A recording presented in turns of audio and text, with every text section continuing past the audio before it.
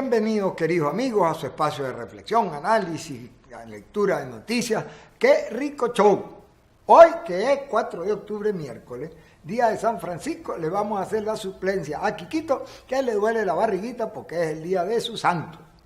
Y entonces vamos a cantar y a celebrar y a leer noticias en sustitución de nuestro querido amigo. Y hablando de cantar, hoy es el día también del centenario del nacimiento de Violeta Parra, la Viola, la gran Violeta de América, la que nos dio gracias a la vida, la que nos dio volver a los 17, la que nos llenó de canciones sobre Alfonsina Storni, la que nos llenó de amor, de entusiasmo, de alegría, de poesía, de juventud y de eternidad. Y a esa Viola de América le dedicamos este día precioso. No todo lo que sale de este continente tiene que ser bueno. Por ejemplo, nuestro querido presidente de la República salió en la mano con el platillo, el martillo o el cepillo, dependiendo de la nacionalidad que usted tenga, a pedirle limosna al señor Putin en Rusia.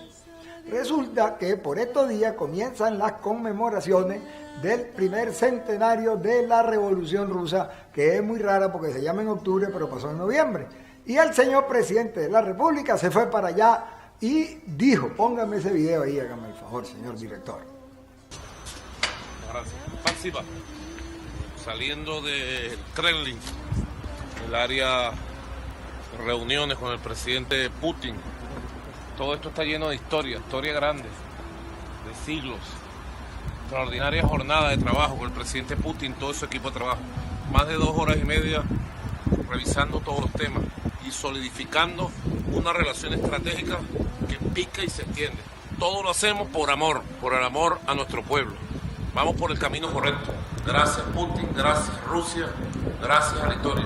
Seguimos adelante, pues. Hace apenas una semana, el señor presidente de la República dijo, cada vez que me miro en el espejo, siento que me parezco más a Stalin. Pues parece que fue a estudiar allá al Kremlin cómo es que le achicharraban el alma a los seguidores que no le daba la gana a Stalin de que siguieran existiendo. Es decir, cómo se sustituía todos los asomos, vestigios, deseos, etcétera, de democracia que quiso abrirle al mundo la revolución bolchevique y que terminó convirtiéndose en la más atroz de la dictadura y en la más fea forma de dirigir países, que fue el estalinismo. Su epítome, su experto número 1 en control del Estado y negación de la democracia, asesino del pueblo checheno, Vladimir Putin, fue a reunirse con Maduro porque nos está vendiendo muchas armas y con ese dinero es que pretende Maduro conseguir créditos para mantener su gobierno, porque este gobierno lo mantiene en las bayonetas, incómodas para sentarse, pero no consigue otro asiento. Adelante con el próximo videíto, señor director. Yo quiero resaltar como muy importante que el día 12 de agosto de 2017, esta Asamblea Constituyente, en aras de defender la paz y la tranquilidad ganada con su elección, convocó a elecciones de gobernadores y gobernadoras. Una elección que debe el país tener en cuenta que está bajo el mandato y la dirección de esta Asamblea Nacional Constituyente. En consecuencia, he remitido a la presidenta del Poder Electoral, a la doctora Tibisay Lucena, una comunicación para que rinda cuentas de el proceso que llevará a elecciones a Venezuela en las regiones el próximo y venidero 15 de octubre. Mi papá también hizo un decreto parecido y dijo, a partir de hoy he decidido ser esposo de Marilyn Monroe. Y entonces decidió que Marilyn Monroe lo reconociera. Y no lo reconoció y se murió con la cana. La Asamblea Nacional Constituyente es una institución espuria, ilegal, desconocida, tanto que cada paso que da lo pide, lo hace y lo impone para que sea reconocida. Esa mentira de decir que fue la Asamblea Nacional Constituyente la que convocó las elecciones es otro intento desesperado del régimen por promover la abstención y tratar de ganar lo que no consigue con la voluntad popular por la vía de las trampas, las triquiñuelas, el embuste, la manipulación y los argumentos de baja ralea. No es verdad que usted convocó nada, señora, ¿cómo se llama ella? Delcy Eloína Rodríguez, no es verdad que usted puede convocar que las estrellas se bajen o que las mareas se paren, que las elecciones regionales están contempladas en la Constitución, el CNE las tenía conculcadas y una inmensa peleadera de la Unidad Democrática la recuperó. Vamos con el otro video para que usted vea cómo son las elecciones. Precisamente hay otro escenario que conlleva esto, que muchas personas creen o no quieren ir a votar por decir, voy a escoger a determinado gobernador y le van a poner un gobierno paralelo, como en el caso de Corpo Miranda, Corpo Lara. Hay otras personas también que piensan, voy a escoger a determinado gobernador, lo van a destituir o lo van a inhabilitar, porque hay otro escenario también, el tema de los consejos legislativos. Se ha evaluado desde la mundo Todos este tema. esos riesgos están presentes. Y yo no vengo aquí a decir mentiras, todos esos riesgos están presentes, pero es mucho más importante propinarle la derrota electoral a este gobierno, porque es una derrota política gigantesca. Escuchen lo siguiente, mucha gente dice, bueno, como la Asamblea Nacional fuimos a votar, y un poco usando ese argumento, Stenif, y decían, bueno, pero después no han podido hacer porque toda la ejecutoria de sentencias que han dictado le han castrado sus posibilidades de ejercer. ¿A quién reconoce el mundo en este momento? El mundo democrático. Todos aquellos gobiernos a quienes reciben, todos los gobiernos democráticos del mundo. A la Asamblea Nacional que nosotros legitimamos con el voto. No es a la constituyente que no se consultó al pueblo para poder hacerlo. Ellos trataron de montar este parapeto llamado constituyente, en el cual no consultaron al pueblo y el mundo no se les reconoce. Más o menos lo que decíamos con Delcy Eloína. La Asamblea Nacional Constituyente es un parapeto, pero además dense cuenta de la lista de campañas de terror que lanza el gobierno, todas embuste, diciendo, y a veces algunas son verdad, hay que decirlo, cada vez que el gobierno pierde una elección, le pone un gobierno paralelo y desconoce los resultados, porque lo hemos dicho al tal hartazgo, estamos enfrentando una dictadura, y las elecciones, y las marchas, y las reuniones, y la validación de partidos, y todo lo que hemos hecho este año es metiéndonos por los resquicios y los vericuetos que la dictadura no puede tapar, colmar y cubrir totalmente. Esta es una pelea por la democracia. ¿Por qué vivimos pidiéndole apoyo al mundo en nuestra lucha? Porque es que no respetan la democracia. Ustedes han visto que el gobierno o la población de Costa Rica o de Ecuador o de Argentina esté pidiéndole al mundo que los defienda. No, porque ahí la democracia funciona. Aquí no funciona. Entonces los espacios en los cuales podamos votar, vamos a votar. Los espacios donde podamos contarnos, vamos a contarnos. Los espacios donde podamos demostrarle cada vez más fehacientemente a ese mundo que ha girado los ojos sobre Venezuela, que este es un gobierno ilegal, corrupto, dictatorial, represivo y antidemocrático, lo vamos a hacer. Entonces, con esa propuesta en la mano, vamos a votar, porque la abstención lo único que nos va a dejar son 23 gobernadores y un invento de que tienen un país democrático, que es mentira. Ya regresamos.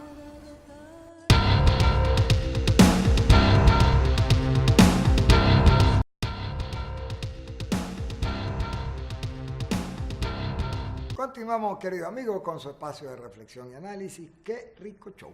Vamos a aprovechar para saludar a nuestra admirada, querida y siempre requete bien recordada Carla Angola y su compadre, amigo y colaborador Carlos Acosta, quienes siempre tienen la gentileza de hacer los agregados en su programa de nuestras transmisiones a través de El Venezolano TV.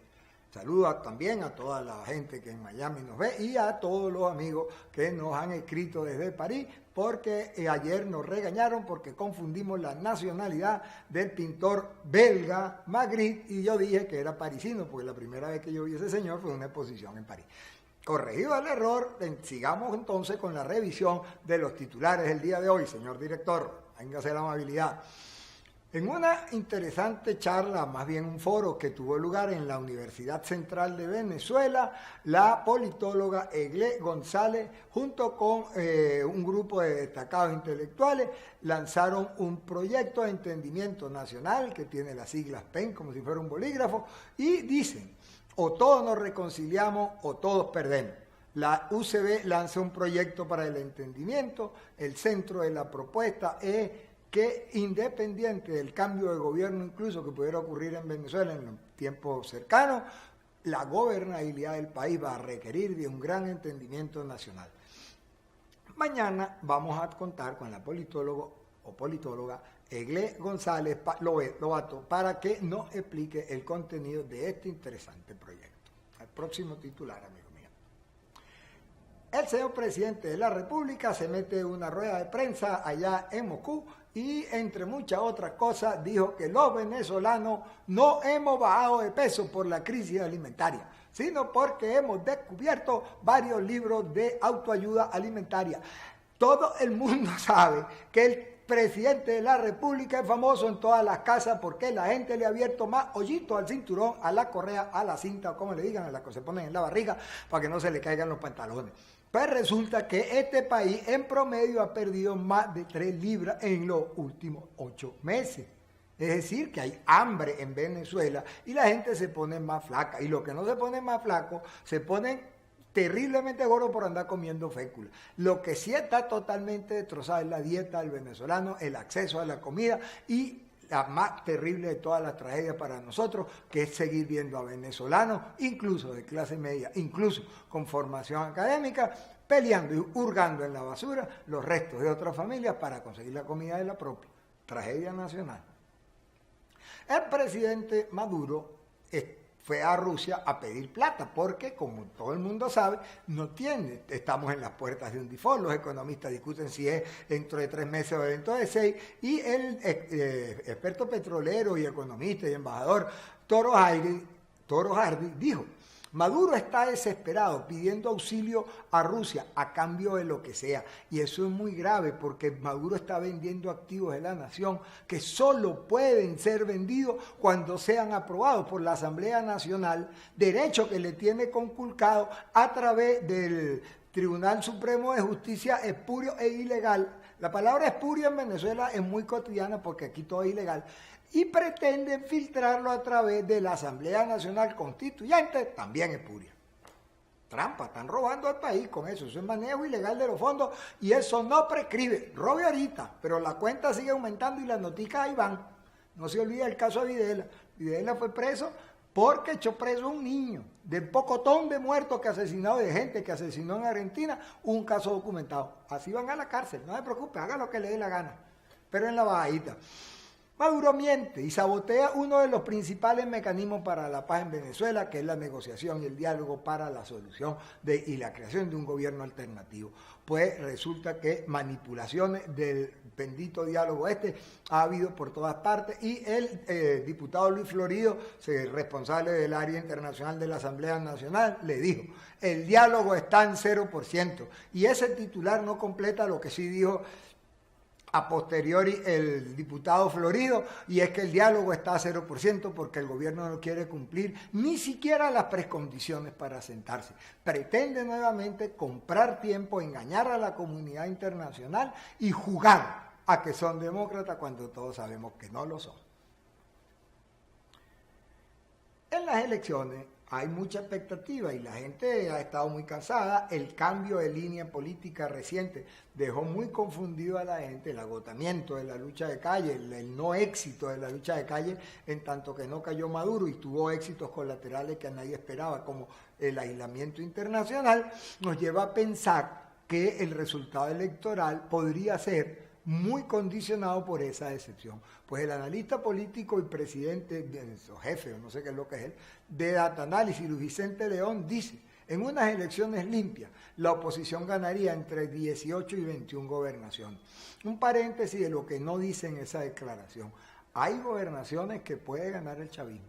Y la única forma de que le ganemos las 23 gobernaciones es que masivamente el descontento que hay en todos los estados se exprese electoralmente. Encuestas locales hechas en distintos estados, así denominados el búnker del chavismo, demuestran que ellos están en minoría y solamente tienen una mayoría electoral por la maquinaria, porque allí la oposición no es fuerte organizativamente, aunque sí es fuerte en la opinión del pueblo. Un reto importante para la oposición convertir en acción política lo que es un deseo social. Un buen reto.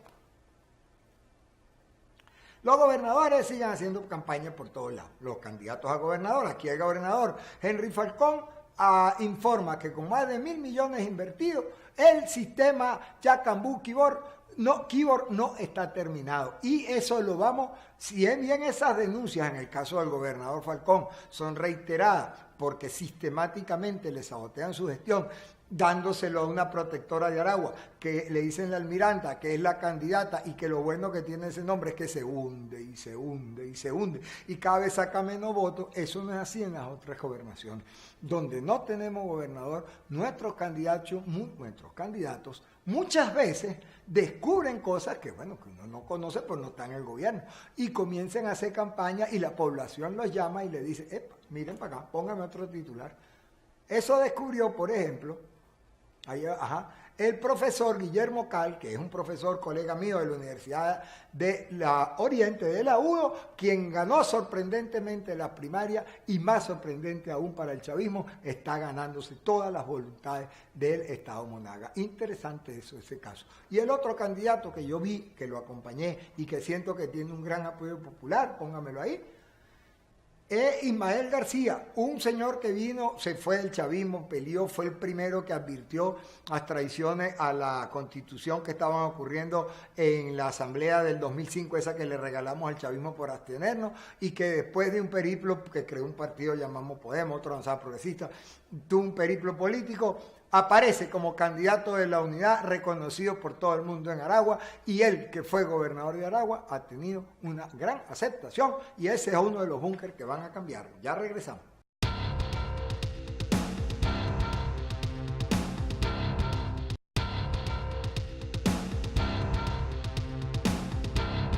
Continuamos, queridos amigos, con nuestro espacio de reflexión y análisis. ¡Qué rico show! Hoy, día de San Francisco, sustituyendo a San Francisco Kiko, que se encuentra malito de la barriga.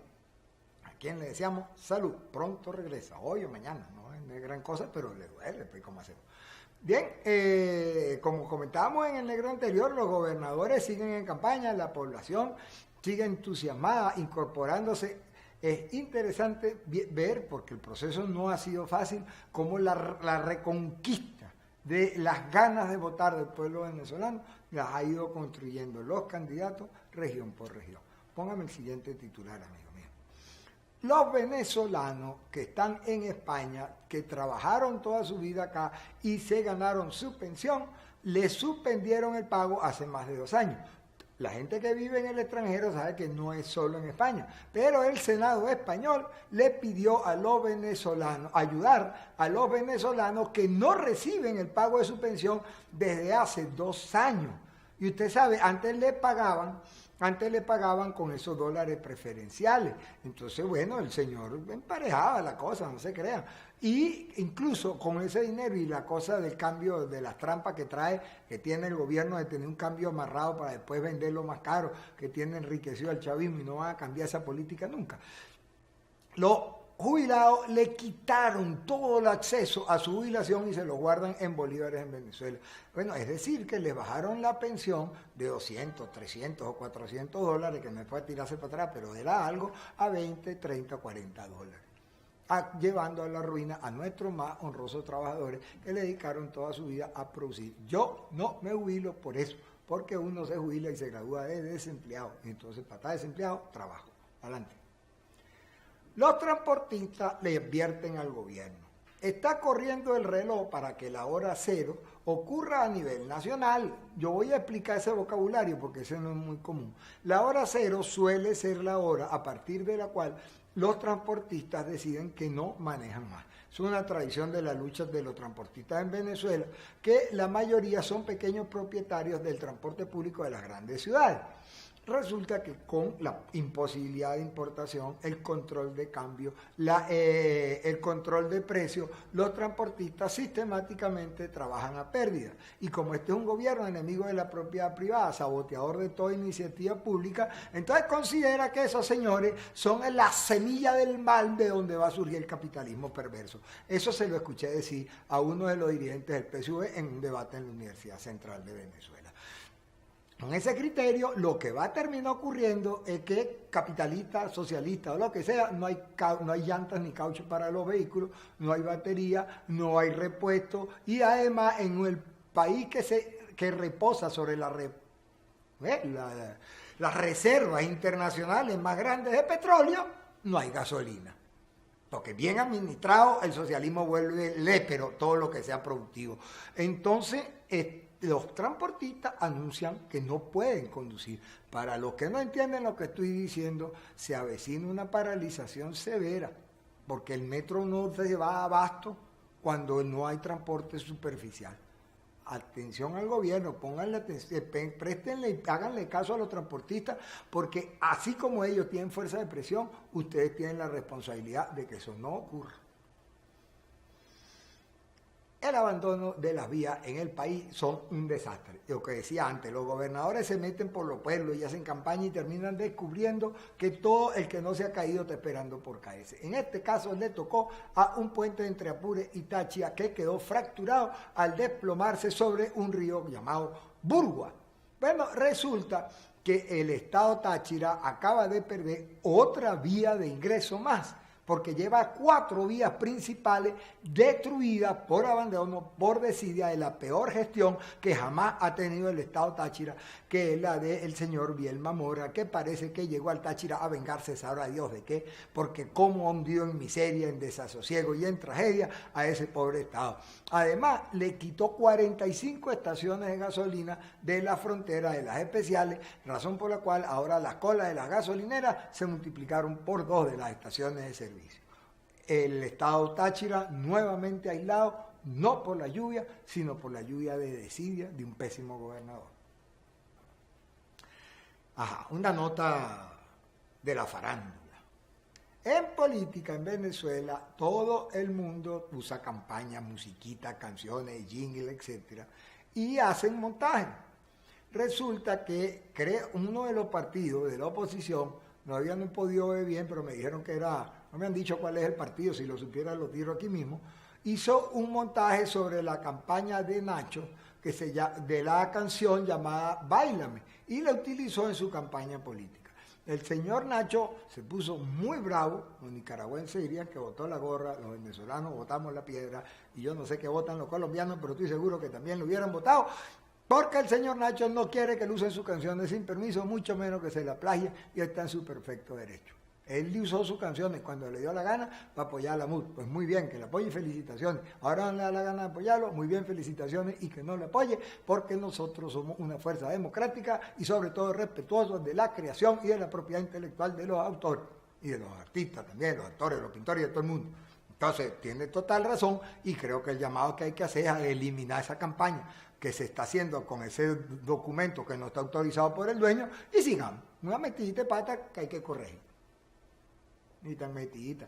El mundo en esta semana va recibiendo las informaciones que le recuerdan que la vida continúa, que el hombre avanza en el conocimiento de la naturaleza, y que el saber no se detiene. Incluso en debates tan fuertes como los que nosotros libramos en Venezuela, hemos podido regocijarnos de encontrar venezolanos que investigan en la misma área de trabajo que Jacques Dubochet, y los otros dos no lo conozco, pero me estuvieron explicando, y no lo voy a explicar yo, por qué le dieron el premio Nobel a un método para observar la vida privada de las moléculas, el premio Nobel de Química. No conozco ni a Joaquín Frank ni a Richard Henderson, pero nuestro querido amigo, no importa quién, va a darnos 2 charlas sobre estas metodologías, así como otras veces han dado sobre los asfaltenos, otras veces sobre los métodos matemáticos de la economía matemática, lo cual nos satisface mucho que tengamos, a pesar de esta crisis presupuestaria que ahoga las universidades, gente que explique